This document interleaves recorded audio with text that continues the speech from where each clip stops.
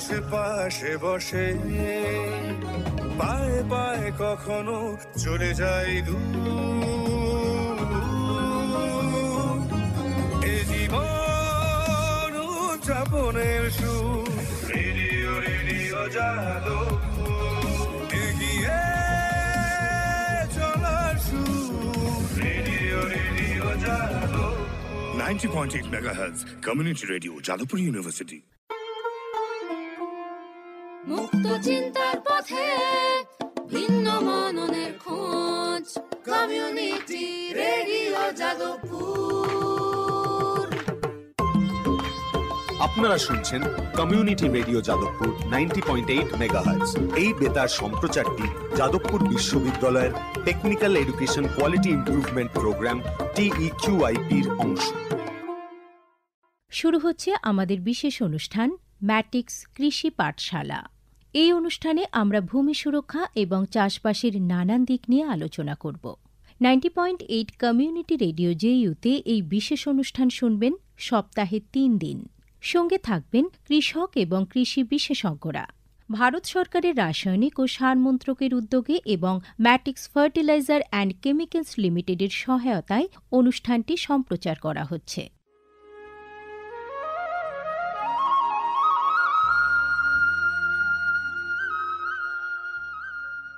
অর্থনৈতিক বিষয় সংক্রান্ত ক্যাবিনেট কমিটি তাদের 28 জুন 2023-এর সভায় PM প্রণাম নামক একটি প্রকল্প অনুমোদন করেছে। এই প্রকল্পের উদ্দেশ্য হল ধরিত্রী ও মৃত্তিকার পুনরুদ্ধার, পুষ্টি, উন্নতি সাধন এবং তা নিয়ে সচেতনতা বৃদ্ধি। গ্রামীণ স্তর থেকে শুরু করে আমাদের সকলের প্রচেষ্টা মাতৃভূমির যত্ন ও স্বাস্থ্য রক্ষার জন্য এই অনন্য পদক্ষেপকে ফলপ্রসূ করে তুলতে পারে। এই প্রকল্পের মূল লক্ষ্য হল কৃষিতে রাসায়নিক সার এবং কীটনাশকের অত্যধিক ব্যবহার দূর করা। বাড়তি ফলনের জন্য সার ও কীটনাশকের অতিরিক্ত ব্যবহার মাটিকে অসুস্থ করে তুলছে, কমিয়ে দিচ্ছে তার উৎপাদন ক্ষমতা। মাটির পুষ্টি আর সুরক্ষার জন্য প্রাকৃতিক অথবা জৈব সারের ভূমি পরীক্ষা ভিত্তিক সুষম ব্যবহার করা প্রয়োজন।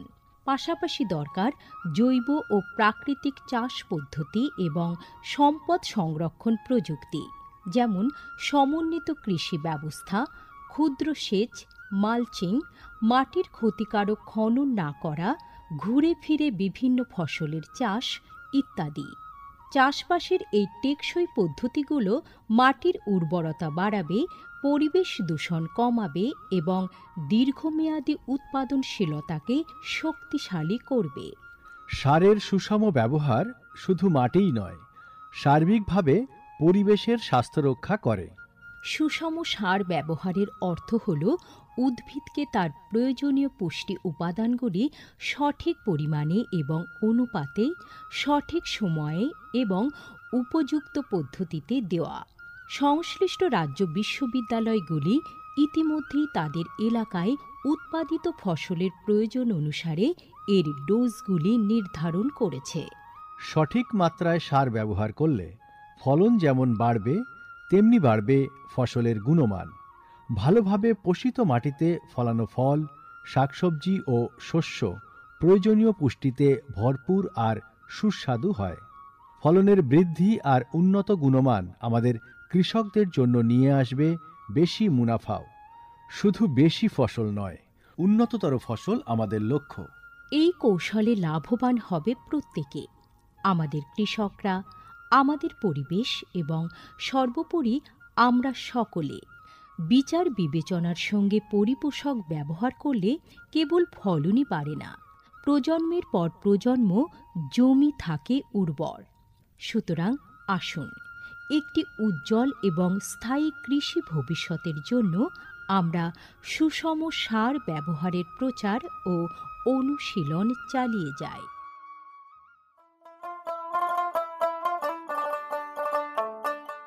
বিকশিত ভারত সংকল্প যাত্রা বা VBSY এর একটি গুরুত্বপূর্ণ অংশ হল ভারত সরকারের সার বিভাগ দ্বারা PM প্রণাম স্কিম এবং কৃষিতে ড্রোন ব্যবহারের প্রচার। সারের সুষম ব্যবহার এবং ন্যানো সারের ব্যবহার নিশ্চিত করার কাজে সার বিভাগ বিভিন্ন সংস্থা ও মানুষকে নিযুক্ত করেছে, যেমন বিভিন্ন সার উৎপাদনকারী সংস্থা, প্রধানমন্ত্রী কৃষি সমৃদ্ধি কেন্দ্র বা PMKSK-গুলি, ফিল্ড অফিসার এবং নোডাল অফিসারদের। VBSY এর একটি প্রধান দিক হল বিভিন্ন শস্য এবং গাছপালার ওপর ন্যানো এবং জল দ্রবণীয় সার স্প্রে করার কাজে ড্রোনের ব্যাপক ব্যবহার। এই উদ্যোগের ফলে 29টি রাজ্য ও কেন্দ্রশাসিত অঞ্চলের বিভিন্ন জেলায় হাজার হাজার ড্রোন প্রদর্শন হয়েছে। এই পদ্ধতিটি হাতে কলমে দেখিয়ে দেওয়ায় আধুনিক কৃষি প্রযুক্তি গ্রহণের সুবিধাগুলি মানুষের কাছে আরও স্পষ্ট ও বিশ্বাসযোগ্য হয়ে উঠেছে। এই জনসংযোগ কর্মসূচিগুলি দীর্ঘমেয়াদী কৃষি অনুশীলনের সুফল সম্পর্কে নাগরিকদের অবহিত করতে একটা বড় ভূমিকা পালন করেছে। সারা দেশ জুড়ে লক্ষাধিক দর্শক ড্রোনের প্রদর্শনী প্রত্যক্ষ করেছেন। প্রচলিত ইউরিয়ার চেয়ে ন্যানো ইউরিয়ার উপকারিতা বিষয়ে সচেতন হয়ে কৃষকরা ন্যানো সার প্রয়োগে গভীর আগ্রহ দেখিয়েছেন। এই কর্মসূচির আলাপ আলোচনায় উঠে এসেছে জৈব চাষের উপযোগিতা, যা প্রমাণ করে চাষের এই সব অনুশীলনগুলি নিয়ে কৃষকদের সচেতনতা। উৎসাহী কৃষকরা কৃষিতে ড্রোন প্রযুক্তির বিষয়ে আগ্রহ প্রকাশ করেছেন। এই আধুনিক কৌশলগুলির অর্থনৈতিক কার্যকারিতা কৃষকদের নতুন দিশা দেখিয়েছে, কৃষিতে এক স্থায়ী এবং সাশ্রয়ী পদ্ধতির পথ প্রশস্ত করেছে। মাননীয় প্রধানমন্ত্রী মহিলা কিষাণ ড্রোন কেন্দ্র চালু করেছেন। এটি মহিলা স্বনির্ভর গোষ্ঠীগুলিকে ড্রোন সরবরাহ করবে, যাতে তারা এই প্রযুক্তি ব্যবহার করে জীবিকা নির্বাহ করতে পারে। VBSY প্রোগ্রামের রূপায়ণে PMKSK-গুলি সক্রিয় ভূমিকা পালন করছে। একে অপরের সঙ্গে এই সহযোগিতাই আমাদের পাথেয়। বিকশিত ভারত সংকল্প যাত্রা শুধু একটি যাত্রা নয়, এটি ভারতীয় কৃষির দীর্ঘমেয়াদী এবং প্রযুক্তিগতভাবে উন্নত ভবিষ্যতের দিকে একটি গুরুত্বপূর্ণ পদক্ষেপ। যাত্রাপথে এটি জাতির কৃষিকে সম্পূর্ণ পুনর্নির্মাণ করা, উদ্ভাবনকে উৎসাহিত করা এবং সবার জন্য একটি সবুজ, আরও সমৃদ্ধ ভবিষ্যৎ নিশ্চিত করায় অঙ্গীকারবদ্ধ। ড্রোন প্রযুক্তি, ন্যানো সার এবং দীর্ঘমেয়াদী কৃষি অনুশীলনের প্রচারের মাধ্যমে এটি কেবল সচেতনতায় তৈরি করছে না, আরও সমৃদ্ধ এবং পরিবেশ বান্ধব ভবিষ্যতের জন্য নব প্রযুক্তিকে গ্রহণ করতে কৃষকদের অনুপ্রাণিত করছে। এই কৃষি বিপ্লবের গতি প্রকৃতি প্রত্যক্ষ করলে এটা স্পষ্ট হয় যে VBSY একটি বিকশিত, উন্নত এবং দীর্ঘজীবী ভারতের বীজ বপন করছে।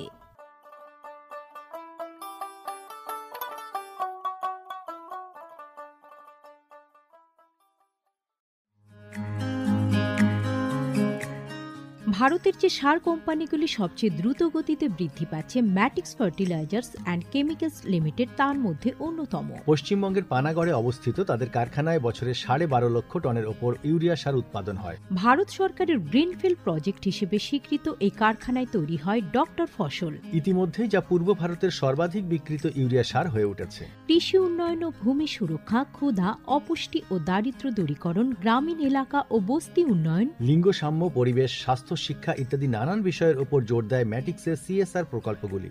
ম্যাটিক্স এক সবুজ ভবিষ্যতের অঙ্গীকার। ম্যাটিক্স কৃষি পাঠশালার আজকের পর্ব আমরা শুরু করছি। আজকের পর্বের বিষয় কৃষিতে আদিম নিবিড় জীবিকা চাষ এবং বাণিজ্যিক চাষ। আর এ বিষয়ে আলোচনা করার জন্য আমাদের সঙ্গে আজ স্টুডিওতে উপস্থিত আছেন কৃষিবিদ এবং শস্য বিজ্ঞান বিশেষজ্ঞ, সিস্টার নিবেদিতা বিশ্ববিদ্যালয়ের অধ্যাপক ডক্টর বিশ্বপতি সিনহা।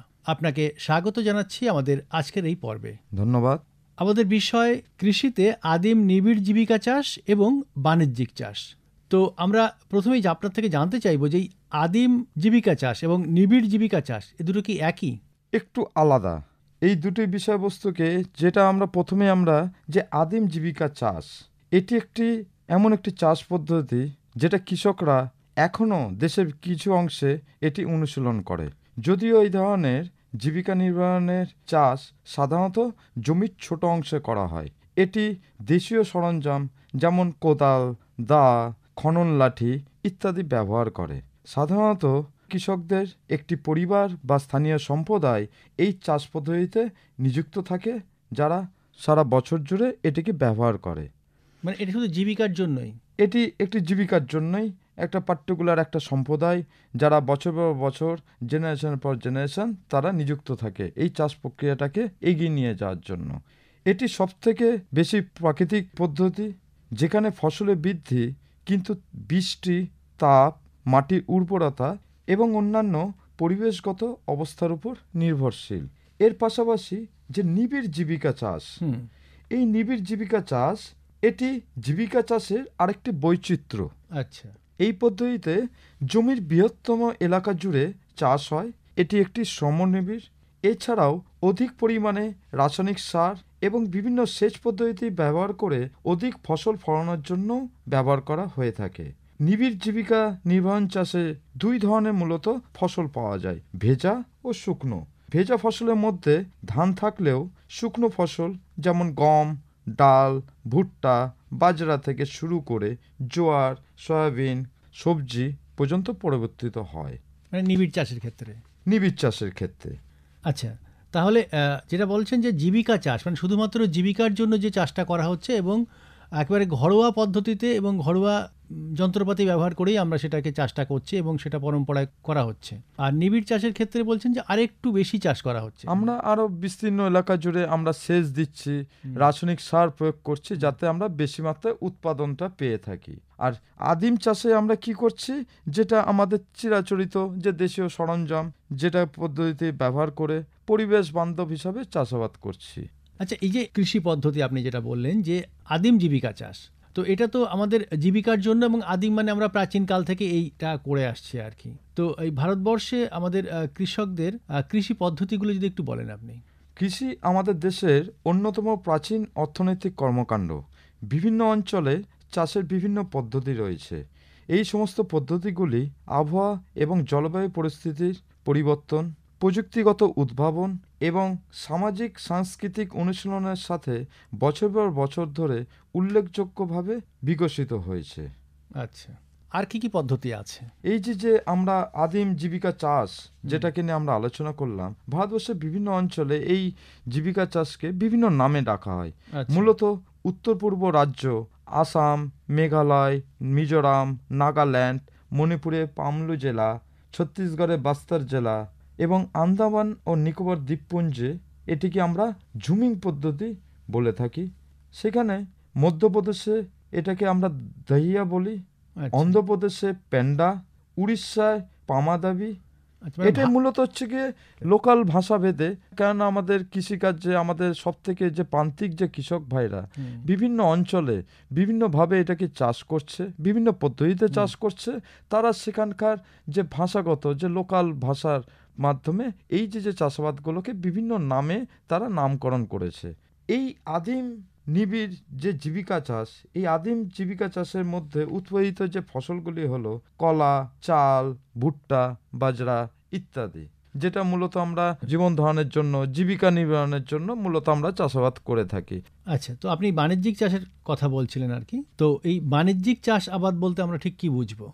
এই ধরনের কৃষিকাজই বিপুল পরিমাণ ফলন সহ দেশের অর্থনীতিতে অবদান রাখে। প্রকৃতপক্ষে ভারতে বাণিজ্যিকভাবে উৎপাদিত ফসল সারা বিশ্বে রপ্তানি পণ্য হিসাবে ব্যবহৃত হয়। এই চাষ পদ্ধতি সেটা কি সব রকমেরই ফসল? সব ধরনের ফসল, ধান, গম, ভুট্টা থেকে শুরু করে সবজি থেকে শুরু করে ফল থেকে শুরু করে বিভিন্ন ধরনের আমরা এই ফসলগুলোকে আমরা রপ্তানি পণ্য হিসাবে ব্যবহার করে থাকি। এই চাষ পদ্ধতিতে কৃষকদের ফসলের বৃদ্ধি বাড়ানো এবং মাটির যে উর্বরতা বলুন বা মাটির যে উৎপাদন ক্ষমতাটাকে বজায় রাখার জন্য প্রচুর পরিমাণে সার, কীটনাশক ব্যবহার করে থাকে। এর পাশাপাশি সংশ্লিষ্ট আবহাওয়া ও মাটির সাথে সবথেকে উপযুক্ত ফসলের উপরও নির্ভর করে। ভারতে বাণিজ্যিক চাষ বিভিন্ন অঞ্চলে বিভিন্নভাবে পরিবর্তিত হয়। যেমন এটাও নানান অঞ্চলে নানান ভাবে এটা হয়ে থাকছে আর কি। যেমন উদাহরণস্বরূপ হরিয়ানা, পাঞ্জাব, পশ্চিমবঙ্গে বাণিজ্যিকভাবে ধান চাষ করা হয়, যখন এটি উড়িষ্যার একটি জীবিকা নির্বাহকারী ফসল। আচ্ছা। ধান, যেমন ভারতে বাণিজ্যিকভাবে উৎপাদিত প্রধান ফসল হলো গম, ডাল, বাজরা, ভুট্টা, অন্যান্য শস্য, শাকসবজি এবং ফল। বাণিজ্যিক চাষের আরেকটি পদ্ধতি হলো প্লান্টেশন। আচ্ছা। প্লান্টেশন এই পদ্ধতিতে যে বৃক্ষরোপণ, কৃষি এবং শিল্পের মিশ্রণ, যা বিস্তীর্ণ জমি জুড়ে অনুশীলন করা হয়। সে কিভাবে হয়?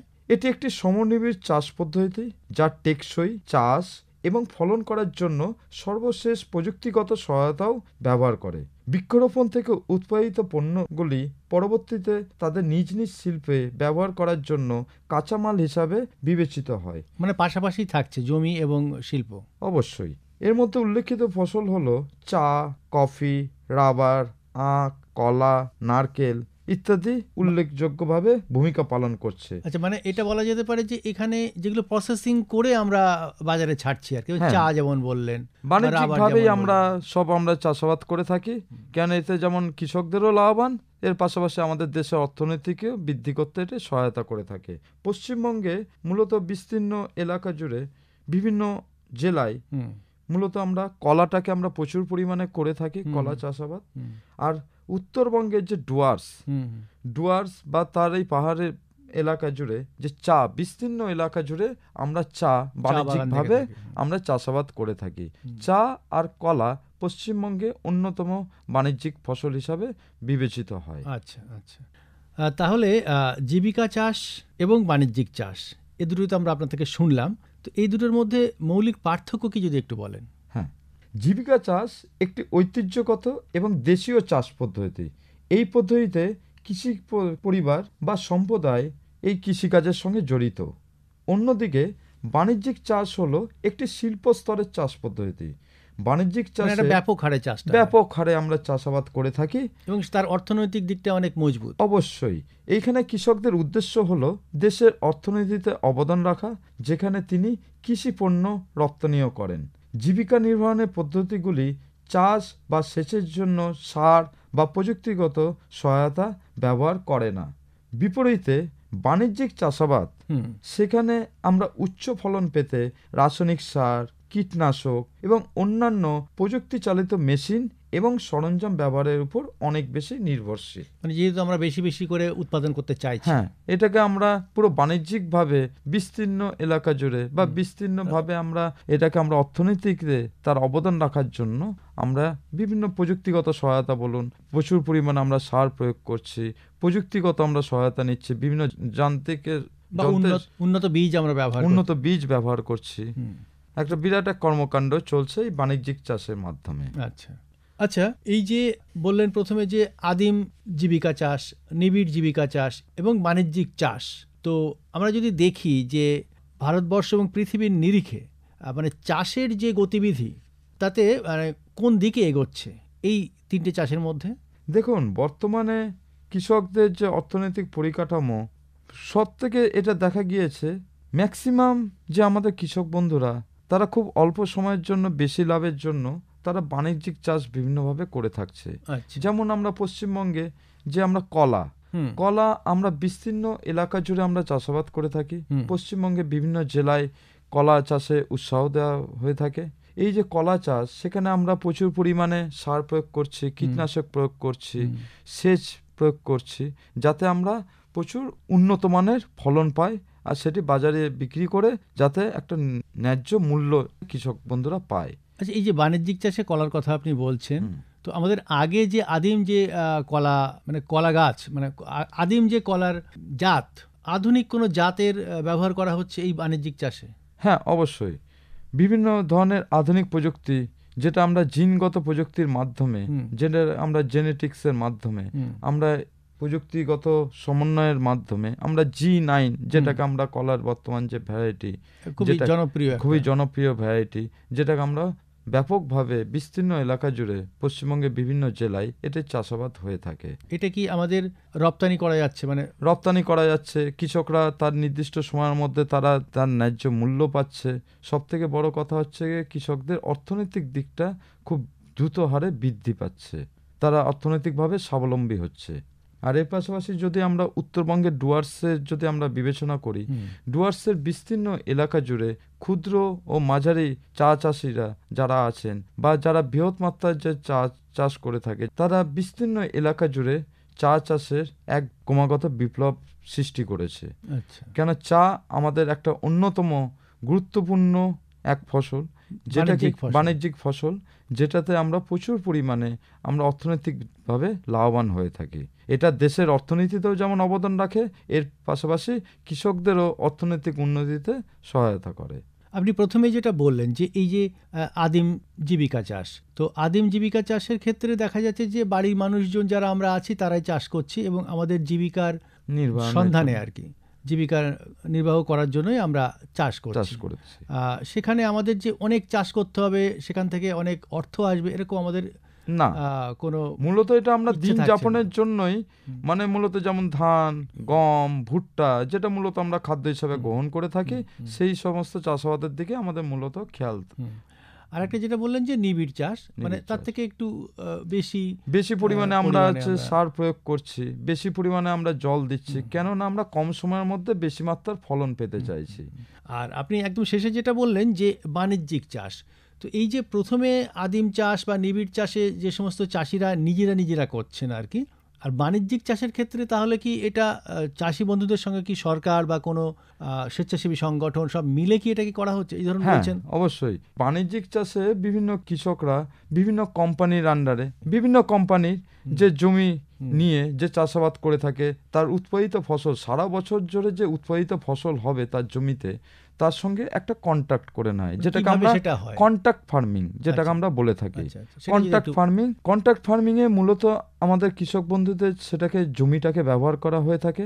এর পাশাপাশি যে প্রযুক্তিগত সহায়তা, যে আর বিভিন্ন ধরনের যে ইনপুট, যে একটা চাষাবাদের যে বিভিন্ন ধরনের যে ইনপুট, যেমন সার, বীজ, কীটনাশক ও বিভিন্ন ধরনের যে বিষ আমরা প্রয়োগ করে থাকি বা যন্ত্রপাতি, এই সমস্তগুলো আমরা বিভিন্ন কোম্পানির উপর, বিভিন্ন সংস্থার উপর সেই কৃষক বন্ধু তার সঙ্গে চুক্তিবদ্ধ থাকবে। আচ্ছা, মানে বাৎসরিক চুক্তি। সেখানটায় সেই সমস্ত কোম্পানিগুলি সেই কৃষক বন্ধুর তার জমিটাকে ব্যবহার করছে, তার ফলস্বরূপ তার জমি থেকে যে পুরোপুরি যে উৎপাদিত ফসল, সেটা কৃষকদের কাছ থেকে ন্যায্য মূল্যে তার জমি থেকে ডিরেক্ট কিনে নিচ্ছে। এর ফলে কৃষক বন্ধুদেরও কোনো হয়রানি হচ্ছে না, তাদেরকে বিভিন্ন বাজারে যেতে হচ্ছে না, ট্রান্সপোর্টেশন কস্টটা তাদের বেঁচে যাচ্ছে, তাদের জমিতে ফসল দাঁড়িয়ে থাকা অবস্থায় তার সমস্ত ফসল বিক্রি হয়ে যাচ্ছে। এর ফলে কৃষকরা মানে প্রচুর দিক থেকে লাভবান হচ্ছে। আপনি যেটা বললেন যে কৃষক বন্ধু লাভের জন্য বাণিজ্যিক চাষের দিকে এখন বেশি করে ঝুঁকছেন, তো এখানে কি কোনো ঝুঁকির কোনো ব্যাপার আছে বা এর কোনো সাইড এফেক্ট বা পার্শ্ব প্রতিক্রিয়ার কোনো ব্যাপার আছে? দেখুন, ঝুঁকি বলতে কি, আমাদের সব থেকে যেটা হচ্ছে গিয়ে পার্শ্ব প্রতিক্রিয়া, খুব একটা গুরুত্বপূর্ণ কথা বললেন। পার্শ্ব প্রতিক্রিয়া তো অবশ্যই আছে, কেননা আমরা কম সময়ের মধ্যে যখন আমরা বেশি মাত্রার ফলন পেতে চাইছি, সেখানে আমরা অত্যধিক হারে রাসায়নিক সার প্রয়োগ, বিভিন্ন কীটনাশক প্রয়োগ করছি। এর ফলে যেমন মাটির স্বাস্থ্য যেরকম ক্ষয় হচ্ছে, এর পাশাপাশি পরিবেশ দূষণ হচ্ছে, যেমন জল দূষণ, বায়ু দূষণ। যে জল আমরা বিভিন্ন জমিতে যে সেচের জন্য আমরা প্রয়োগ করে থাকি, এই দূষিত পদার্থগুলি সেই জলের সঙ্গে মিশে যাচ্ছে। এই জল যখন আমরা যখন পান করছি, সেই পানের মাধ্যমে আমাদের শরীরে প্রবেশ করছে, তার ফলে বিভিন্ন রোগের সৃষ্টি হচ্ছে। আর যে বায়ু থেকে, যেখান থেকে আমরা উন্মুক্ত যে অক্সিজেন গ্রহণ করে থাকি, এই যে বিভিন্ন মাত্রার যে কীটনাশক অত্যধিক হারে ব্যবহার করার ফলে বিভিন্ন তার প্রাদুর্ভাব পড়ছে, তার প্রভাব পড়ছে পরিবেশের উপর। এর ফলে মানুষের যে বিভিন্ন ধরনের যে স্বাস্থ্যের যে অবক্ষয়, সেটা দিনের পর দিন বেড়েই চলেছে। সেই দিক থেকে যদি মাথায় রাখি, কৃষকরা হচ্ছে গিয়ে অবশ্যই অনুরোধ করব যে চিরাচরিত যে পদ্ধতিতে বা সংরক্ষণশীল পদ্ধতিতে তার কৃষিকাজটাকে এগিয়ে নিয়ে যাওয়ার জন্য, যেখানে তারা কমসে কম যাতে তারা সার প্রয়োগ করে, যাতে তারা ইন্টিগ্রেটেড নিউট্রিয়েন্ট ম্যানেজমেন্ট, যেটাকে আমরা বলে থাকি সুসংহত পুষ্টি ম্যানেজমেন্টের মধ্য দিয়েই আমরা এই চাষাবাদের প্রক্রিয়াটাকে এগিয়ে নিয়ে যেতে পারি। কেমন ভাবে? যেমন 50% রাসায়নিক সারের প্রয়োগ করব, আর 50% আমি অর্গানিক বা জৈবিক সার প্রয়োগ করব। আচ্ছা, বিভিন্ন ধরনের আমি কেঁচো সার বলুন বা বিভিন্ন ধরনের কম্পোস্ট বলুন, এগুলোকে আমরা প্রয়োগ করব। যেমন পোল্ট্রি লিটার, বিভিন্ন ধরনের ডাকারি, পোলট্রি, এই যে লিটারগুলো সেটাকে আমরা প্রয়োগ করব, গোবর সার, আর এর পাশাপাশি 50% আমরা রাসায়নিক প্রয়োগ করব, যাতে আমরা পরিবেশটাকে একটা নির্দিষ্ট মাত্রায় আমরা পরিবেশ বান্ধব পরিস্থিতিটাকে, কৃষিকার্যটাকে এগিয়ে নিয়ে যেতে পারি। নানান ধরনের চাষ, যেটা আপনি বললেন যে আদিম জীবিকা চাষ, নিবিড় জীবিকা চাষ এবং বাণিজ্যিক চাষ, তো কৃষক বন্ধুরা ঠিক কোন দিকে এগোবেন, আপনার কি সাজেশন? বর্তমান এই 21st সেঞ্চুরির বুকে দাঁড়িয়ে কৃষকদের কথা মাথায় রেখে কৃষকদেরকে আমরা উন্নত মানের চাষাবাদ সম্পর্কে তাদের বিভিন্ন সময়ে সময়ে অবহিত করে থাকি। বিভিন্ন ধরনের যে কৃষি বিজ্ঞান কেন্দ্র, আর যে কৃষি বিশ্ববিদ্যালয় আছে, কৃষি বিজ্ঞান কেন্দ্র আছে, বিভিন্ন রাজ্যে যে কৃষি দপ্তর আছে, বা ভারত সরকারের যে আমাদের কৃষি মন্ত্রক আছে, এদের সমন্বিত প্রচেষ্টায় আমরা কৃষকদেরকে প্রশিক্ষিত করার জন্য এগিয়ে নিয়ে যাচ্ছি, যাতে আমরা কৃষকদেরকে লেটেস্ট টেকনোলজির সম্পর্কে তাদের জ্ঞান আমরা প্রদান করে থাকি। সেখানটায় জ্ঞানের পাশাপাশি টেকসই চাষের জন্য সেখানটায় তাদের উৎসাহ করা হয়। সেক্ষেত্রে সরকারের তরফ থেকে বিভিন্ন সাবসিডি প্রোভাইড করা হয়ে থাকে, যাতে তারা চাষাবাদে আরও উৎসাহ যাতে পায়। টেকসই কৃষি বা সংরক্ষণশীল কৃষি প্রক্রিয়ার মাধ্যমে আমরা চাষাবাদটাকে দীর্ঘস্থায়ী করার জন্য এখন অনেক কৃষক বন্ধুরাও নিজে থেকে এগিয়ে আসছে, কেননা মাটিই সম্পদ, এই মাটিটাকে রক্ষা করাই আমাদের মূল লক্ষ্য। আমাদের বর্তমান যে কৃষক ভাইরা আছেন, যে বিভিন্ন কৃষক বন্ধুরা আছেন, তারা তাদের ভবিষ্যৎ প্রজন্মের কথা মাথায় রেখে তারা পরিবেশ বান্ধব চাষাবাদের দিকে এগিয়ে যাচ্ছে, বিভিন্ন ধরনের সাবসিডির মাধ্যমে, বিভিন্নভাবে এই যে প্রাকৃতিক সম্পদ রক্ষণ করে কিভাবে এই কৃষিকাজটাকে আমরা এগিয়ে নিয়ে যেতে পারি সেটার দিকেও আমরা খেয়াল রাখছি। আর এর পাশাপাশি কি দেখতে পাচ্ছি, আমরা যে লেটেস্ট যে টেকনোলজি, যেটাকে আমরা বিভিন্ন সময় যে সিজনাল বেস আমরা ফোকাস করে বিভিন্ন সময় যে খারিফ খন্দ বলেন বা রবি খন্দে বলেন, যে আমরা যে চাষাবাদ যে করে থাকি বিভিন্ন ফসল, এর মধ্যে শাক সবজি ফল বিভিন্ন ধরনের উৎপাদিত ফসল, ধান গম ভুট্টা ইত্যাদি, সেগুলো এই লেটেস্ট টেকনোলজি মাধ্যমে কৃষক বন্ধুদের আমরা প্রশিক্ষিত করছি। তারা কিভাবে এই চাষাবাদটাকে আরও উন্নত মানের করবে, কিভাবে চাষের পরবর্তীকালে তার উৎপাদিত ফসল বিক্রি করে বাজারজাত প্রক্রিয়াটাকে আমরা ত্বরান্বিত করছি, আর তাদের অর্থনৈতিক দিকটাও আমরা খেয়াল রাখছি, যাতে তাদের ভবিষ্যৎ প্রজন্ম কৃষিকাজের দিকে এগিয়ে আসে। বেশ, আমাদের আজকের পর্ব আমরা এখানেই শেষ করব। ম্যাটিক্স কৃষি পাঠশালার আজকের পর্বের বিষয় ছিল কৃষিতে আদিম নিবিড় জীবিকা চাষ এবং বাণিজ্যিক চাষ। এ বিষয়ে এতক্ষণ আমাদের সঙ্গে স্টুডিওতে আলোচনা করলেন ডক্টর বিশ্বপতি সিনহা, কৃষিবিদ এবং শস্য বিজ্ঞান বিশেষজ্ঞ, সিস্টার নিবেদিতা বিশ্ববিদ্যালয়ের অধ্যাপক ডক্টর বিশ্বপতি সিনহা। আপনাকে অনেক অনেক ধন্যবাদ। ধন্যবাদ। এতক্ষণ শুনলেন আমাদের বিশেষ অনুষ্ঠান ম্যাটিক্স কৃষি পাঠশালা। ভারত সরকারের রাসায়নিক ও সার মন্ত্রকের উদ্যোগে এবং ম্যাটিক্স ফার্টিলাইজার অ্যান্ড কেমিক্যালস লিমিটেডের সহায়তায় অনুষ্ঠানটি সম্প্রচার করা হল। কেমন লাগলো এই অনুষ্ঠান আমাদের জানাতে পারেন 0332457262 নম্বরে। আপনারা আমাদের মেইলও করতে পারেন radioju@gmail.com-এ। আমাদের ইউটিউব চ্যানেল রেডিও জেইউ, এখানেও আপনারা এই বিশেষ অনুষ্ঠানটি শুনতে পারেন। আর আমাদের ইনস্টাগ্রাম আইডি radio_JU আপনারা ফলো করতে পারেন। আজকের মতো ম্যাটিক্স কৃষি পাঠশালা এ পর্যন্তই। শুনতে থাকুন কমিউনিটি রেডিও জেইউ 90.8 মেগাহার্টজে। ভারতের যে সার কোম্পানিগুলি সবচেয়ে দ্রুত গতিতে বৃদ্ধি পাচ্ছে ম্যাটিক্স ফার্টিলাইজার্স অ্যান্ড কেমিক্যালস লিমিটেড তার মধ্যে অন্যতম। পশ্চিমবঙ্গের পানাগড়ে অবস্থিত তাদের কারখানায় বছরে 12.5 লক্ষ টনের ওপর ইউরিয়া সার উৎপাদন হয়। ভারত সরকারের গ্রিনফিল্ড প্রজেক্ট হিসেবে স্বীকৃত এই কারখানায় তৈরি হয় ডক্টর ফসল। ইতিমধ্যেই যা পূর্ব ভারতের সর্বাধিক বিক্রিত ইউরিয়া সার হয়ে উঠেছে। কৃষি উন্নয়ন ও ভূমি সুরক্ষা, ক্ষুধা, অপুষ্টি ও দারিদ্র্য দূরীকরণ, গ্রামীণ এলাকা ও বস্তি উন্নয়ন, লিঙ্গ সাম্য, পরিবেশ, স্বাস্থ্য, শিক্ষা ইত্যাদি নানান বিষয়ের উপর জোর দেয় ম্যাটিক্সের সিএসআর প্রকল্পগুলি। ম্যাটিক্স, এক সবুজ ভবিষ্যতের অঙ্গীকার। মুক্ত চিন্তার পথে ভিন্ন মননের খোঁজ, কমিউনিটি রেডিও যাদবপুর।